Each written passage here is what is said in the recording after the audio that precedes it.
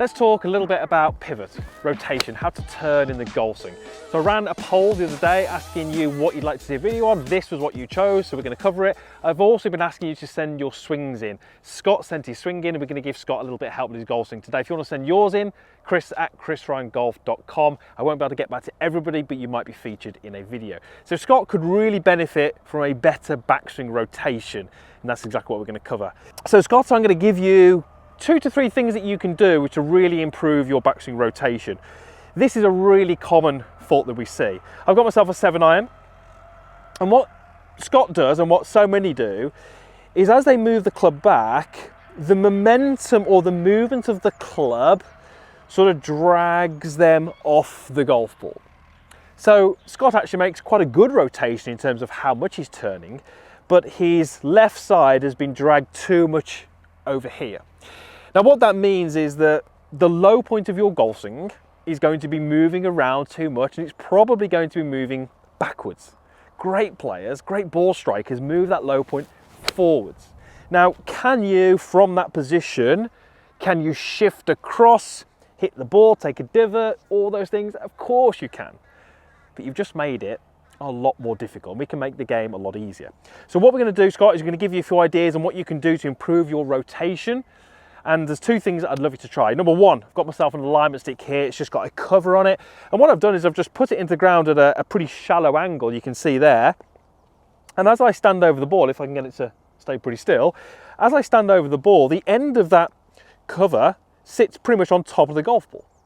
Now what this does, it allows me to then see any movement. It gives me a really good reference point. So if I took the club away for a moment, the ball sits under that alignment stick.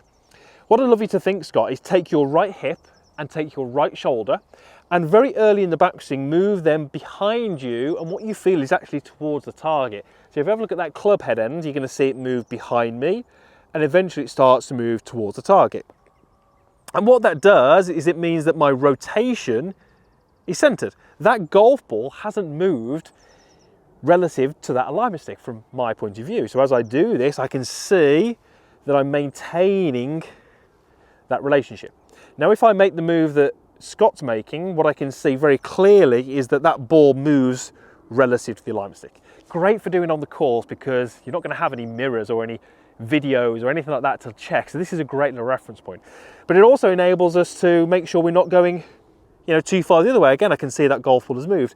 So the first thing I'm going to have you do, Scott, is just take a setup, create something like this, and just have some little backswings and just start to think about right side behind you, relationship stays the same. Right side behind you, relationship stays the same. And then once you've done a couple of those, let the ball get in the way. And what you'll find is it'll be much easier for you to hit the ball and then the turf. That was a perfect strike. It was nowhere near full speed, but it was a great strike. Now there's another incredible drill that I love doing, and I can show you what that one is now. One of my favorite drills. All you're gonna need, some golf balls, I'm sure you've all got those, and a sunny day. Don't have many of them in the UK, but we've got one today. So if you've got a sunny day, you can do this drill. So you're gonna find a position where the sun is directly behind you, and then your shadow is out on the ground in front of you. And I've got 3 golf balls here, and if I take my setup, you'll see where I've placed those golf balls. This one is on my shadow on my left hip, this one, shadow on my right hip, and you can see that the golf ball there is right on my head position. So all I'm going to do from there, I'm going to take the club, I'm going to pop it across my shoulders, and as I make some rotations, I'm going to get some really good feedback. So all I'm trying to do now is make some backswing rotations, trying to keep my head shadow on that golf ball at the top and my shadow within the 2 golf balls around my hip. So this would be a pretty good backswing rotation. Head stays on the golf ball at the top, hips stay within the 2 golf balls around my hips. Really easy now to see if I got any of this kind of lateral movement. Look at my hips moved outside of the golf balls. Look at my head move significantly off the ball that way. So from this little setup, which is really easy to do, I can just create my own feelings. What does it feel like when I make that really good rotation versus that one where I'm moving off the golf ball? And this is great because you can do this on the course whilst you're waiting for the group in front. Really good to give you the good feels that you want for that perfect rotation before making a shift to your lead side and then going through to your follow through. How you rotate, how you pivot is so closely related to how well you strike the golf ball. If we can get you rotating better, your ball striking is just going to start to go like this, and you can start to play some better golf.